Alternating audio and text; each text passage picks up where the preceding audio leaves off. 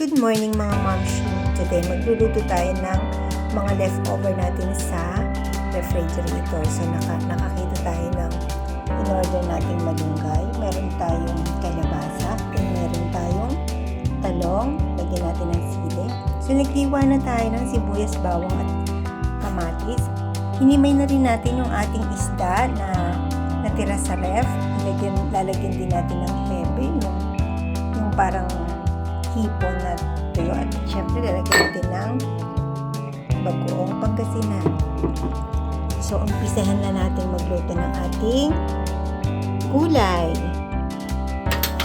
Buksan natin ang kalan, at pagbukas natin ng kalan, maglagay na tayo ng mantika.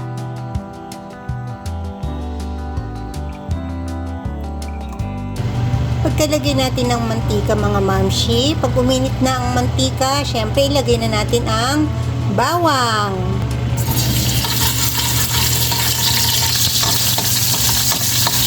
Hayaan muna natin mag-brown ang ating bawang. At pagkatapos na ilagay ang bawang, mga mamshi, sunod na natin ang sibuyas.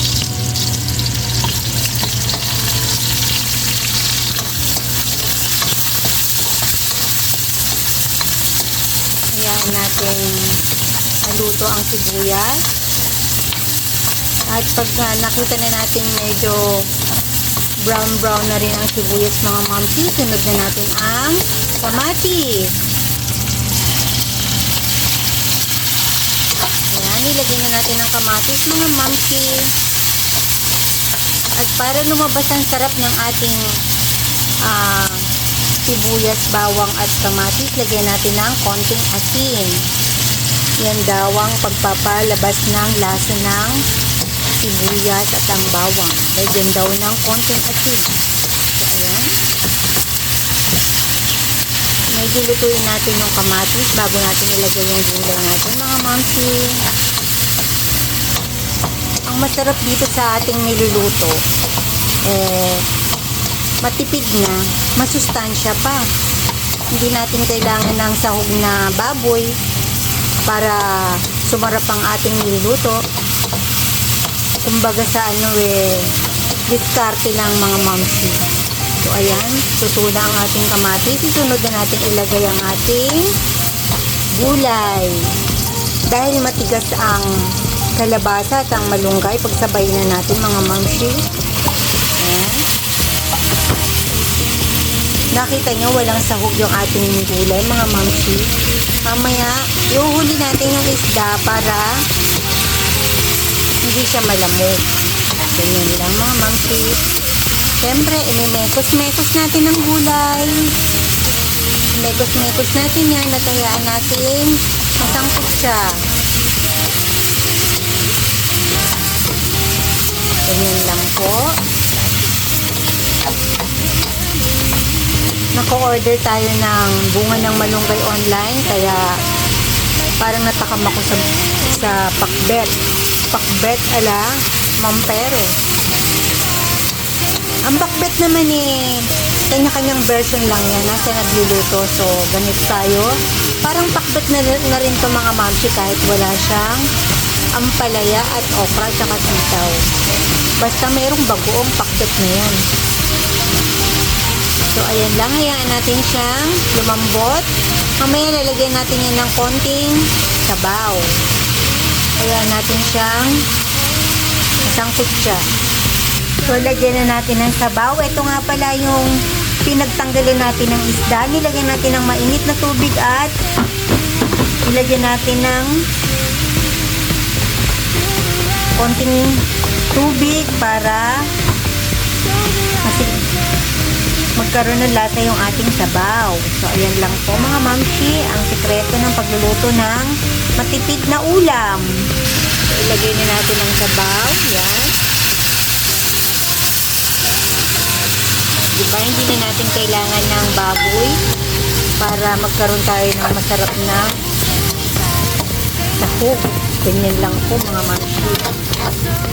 Pagka nagtitipid ka, kung ano yung tira-tira sa ref, pwede na yan.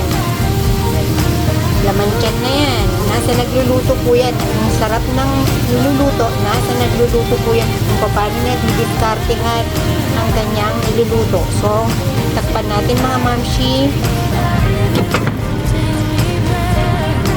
At pag kumulo ng konti mga mamshi, lagyan na natin ng bagoong Pangasinan para lumasa na ang ating bagoong sa gulay. Konti lang muna po at iniingatan ng ating bato. Mahirap na. Matanda na tayo. So, lagi lang muna natin ng konti. Tapos, tikman natin mamaya. Ayan, at pag medyo malambot na yung ating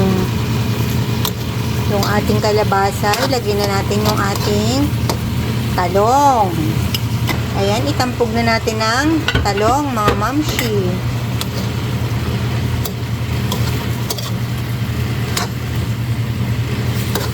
Hindi na natin nilagyan ng maraming tubig kasi yung talong natin magpo-produce yan ng tubig maya-maya.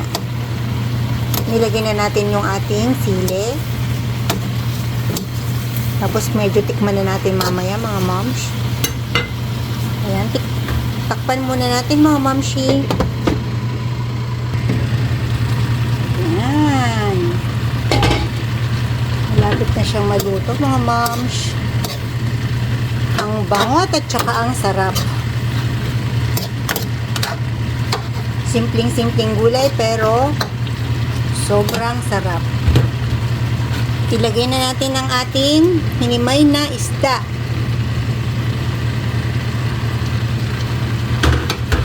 Dahil malapit nang maluto yung ating gulay, ilagay na natin yung ating hinimay na isda. Yan, ganyan lang po.